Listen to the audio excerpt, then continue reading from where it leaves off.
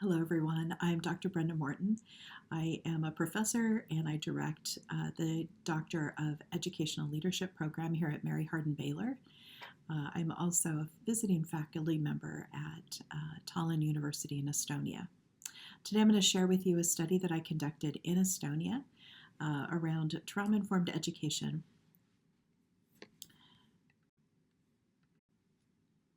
What we do know is that over the last probably 10, 15 years, we've been having conversations more in education around adverse childhood experiences. What we do know is that these particular experiences are more prevalent than we thought, and they're causing children to have a number of issues when it comes to accessing their education. As early as the 2015 year, folks were calling this an epidemic in terms of the number of children who had experienced adverse childhood experiences. And because of the way that it impacts the child's development, they were calling for some significant changes in education. So what we do know is that trauma damages the brain, resulting in this heightened anxiety due to chronic stress and trauma. The way that this can manifest in the classroom is through fight, flight, freeze responses, and also fawn, which is where students are actually appear to be very happy, but definitely constantly needing attention and wanting that teacher to acknowledge them. The fight, flight, or freeze is triggered by academic and social challenges in the school environment or due to other activating stimuli. This renders the student unable to focus on the academic content or engage in self-regulation, which often results in unpredictable, impulsive, or otherwise inappropriate behaviors. Advances in traumatology and neurobiology, along with this longitudinal data, such as the Adverse Childhood Experiences Survey, confirm the detrimental impact of stress and trauma on both the psychosocial and physical health. So as educators, we can no longer assume that our traditional approach to education and learning in our environments, in classroom environments, is the best practices for our students. So it calls for a shift in how we understand and respond to the needs of students and families in our communities. So a quick brief history of Estonia. So if you're unfamiliar where Estonia is located in the world, Estonia is part of the Baltics and it borders Russia. This study took place in Estonia between February 28th and March 25th of 2022. For some context, the war in Ukraine had begun just 3 days before my trauma class began. Estonia has a long history of being occupied. If you remember maybe back from some history courses, you know that those areas were part of the Soviet Union for many, many years. In 91, Estonia declared independence from the Soviet Union. And so this invasion of Ukraine by Russians brought back their own experiences, fears, anxieties, also just historical trauma from really reliving not only what they had experienced, but maybe stories from their grandparents, parents, etc. So both their own history coupled with the war in Ukraine made the teaching of trauma-informed practices for educators quite timely. So let me tell you a little bit about this study. So the purpose of this research was to explore the attitudes and dispositions of Estonian pre-service and in-service teachers regarding the implementation of trauma-informed practices in Estonian classrooms. I utilized a mixed methods case study approach. I used surveys and student homework assignments from 2 education courses at Tallinn University. The research questions for this study: number 1, what are Estonian teachers' attitudes and dispositions towards implementing trauma-informed practices as measured by the Arctic 35 survey? Question number 2, to what extent is the number of adverse childhood experiences an educator has associated with higher Arctic 35 scores? Number 3, how do Estonian teachers articulate their response to having Ukrainian refugee students in their classrooms?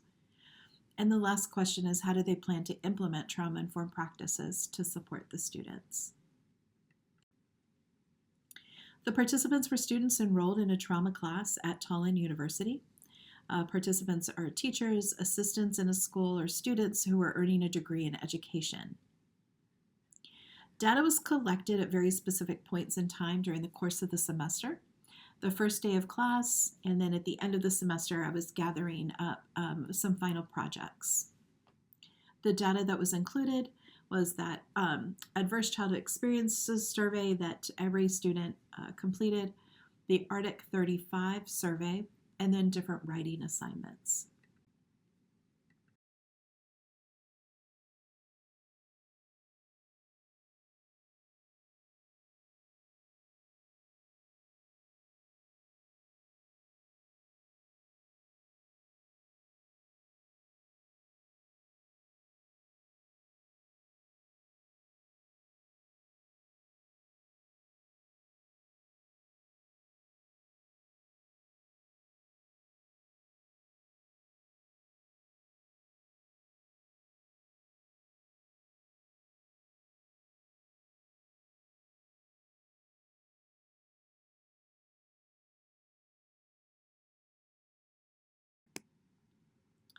In addition to the surveys, there were a couple of writing assignments. The first is the Trauma-Informed Estonian Teacher. It's the name of the assignment. And what I asked them to do was to construct a plan for becoming a trauma-informed educator, include a discussion about what has influenced their thinking about children and youth impacted by trauma and the needs that they have. I asked that they consider the following things: what steps you need to create a trauma-informed environment, materials and resources you need and how you will use those, what practices you will implement, and what do you need to do to prepare yourself to be trauma competent. The next assignment was looking specifically at the Ukrainian refugee families and students. So as I mentioned, this class took place just a few days after Russia had invaded Ukraine. And so there were many, many, many Ukrainian families, women and children that had come to Estonia. You could see them around the town as they were trying to make their way and find both living arrangements and then start integrating themselves into the school systems, etc. So the trauma instruction that the students received, so first of all, is a co-authored textbook that I wrote. That's a free download, and so feel free to use that QR code if you're interested. The second is The Body Keeps the Score and The Boy Who Was Raised as a Dog. Thankfully, a number of these resources were also available in Estonian. We worked through the triphasic model that you will find in that free download book, which is a conceptual model that I created with my colleague, Dr. Berardi, which looked at the importance of connecting first and then coaching, coming alongside to coach, and then commencing is where the actual learning could take place. Our conceptual model is based on this trauma-informed school practices, based on all neurobiology, developmental theory, cognitive development, and learning theories. So really taking a look at traumatology and what was happening in residential treatment centers and how we could translate that for the school environment. We used a number of different activities, including the brain architecture game, where they had to explore different things, hardships that can happen within a family, and how those impact the foundation and early development. We also practiced social emotional skills and different strategies when we were all together in class. And then very quickly, the findings.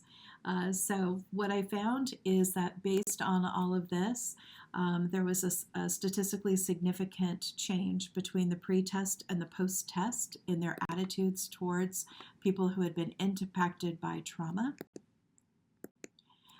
Also, how did they articulate their responses to having Ukrainian refugees? They definitely created a plan for welcoming them and working with students. Research question 3, how do they plan to implement practices? They all had a very nice plan. So, if you're interested in learning more, here's my contact information and references. Thank you.